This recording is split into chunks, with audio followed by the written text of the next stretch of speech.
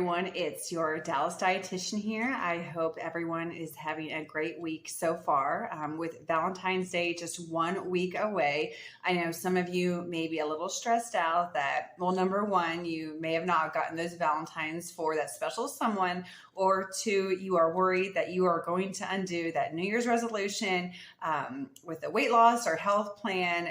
You're scared you're going to undo it that one day, that one little treat of Valentine's Day. So today I want to talk about neutralizing goodies. And what that means is that we want to make foods that we maybe consider like junk food or bad foods. We want to make those neutral, which means we can take it or leave it if it's presented to us. We don't feel the need to overeat it when we do have it. And we also don't feel the need to over-exercise after having it or maybe undereat the following day after we have these perceived bad foods.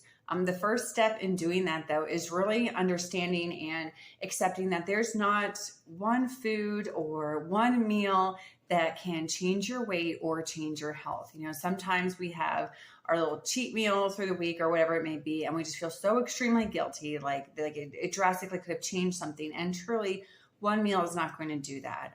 So once you've accepted that, it's a little bit easier, kind of take some pressure off of you that, okay, maybe I can enjoy some of these like fun foods again. The other piece that you want to do and start neutralizing these goodies is maybe just make a list of foods that you kind of put in that no column, or even foods that you've noticed that maybe, oh, when I have this, I feel very guilty. It ranges from anything. I've seen it all from certain fruits, maybe certain vegetables, and even different types of wheat bread. So there is no food that you can put on that list that would be too wild and crazy. So again, first make that list of maybe some foods that you consider those bad foods, and really think about why. Where did I come up with this crazy notion that this food was horrible for me, when the reality is you may have it twice a month. So what's the difference? So we'll have all these tips again available at the end of the video for you. But after we kind of see what foods we consider those bad foods, next part is really thinking about, okay, when you do have those foods again, whether it's like a pizza night with the girls, or maybe a happy hour you do every weekend, you want to really think, okay, do I already kind of plan what I'm going to have at that meal? Do I already go into that meal thinking that I'm going to undereat?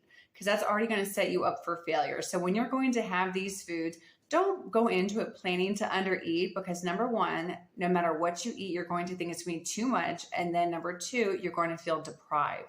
So go into these cheat meals or these flexible meals and really get what you want at that meal. The other important piece to neutralizing goodies, though, is don't overcompensate for it.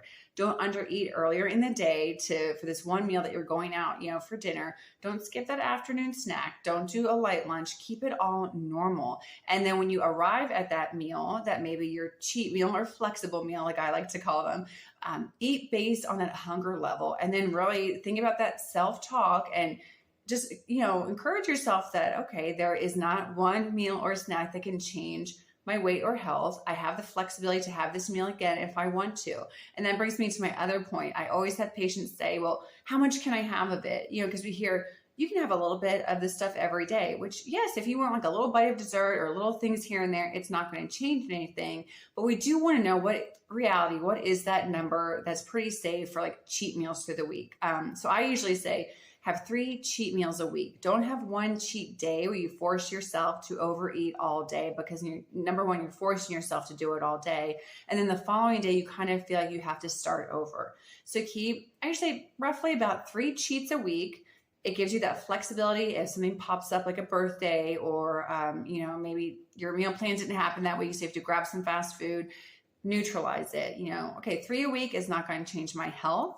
I just don't want to eat past that point of fullness. But again, this one meal is not going to change anything. Maybe if it's a food you don't eat that often, maybe a little bit upset stomach, maybe you're thirstier, but that does not mean your weight changed or your health status. So again, with Valentine's Day a week away, start neutralizing these goodies. Don't undereat or over-exercise to have those little chocolates or that special Valentine's dinner. Keep it neutral. 3 cheats a week aren't going to do anything to you. Do not eat past that point of fullness, though. Eat until you're satisfied. But I will have these tips at the end of the video. Again, comments, we appreciate any kind of comments you guys have, any tips.